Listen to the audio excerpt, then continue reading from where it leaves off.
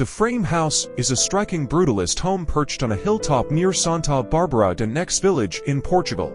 Designed by Lisbon-based Pedro Domingos Arquitectos, it features exposed, board-marked concrete throughout and large openings that deliberately frame the surrounding landscape.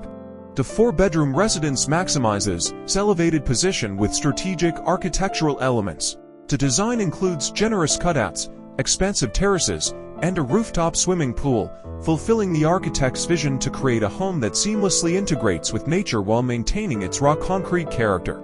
Like an ancient ruin, the design belongs to the landscape in a timeless way, as if it has always been there, said founder Pedro Domingos.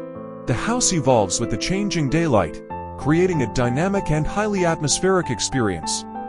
Every window frames a breathtaking landscape, offering views of either nature or the sky. Like perfectly composed photographs, he continued. Designer, Pedro Domingos Arquitectos.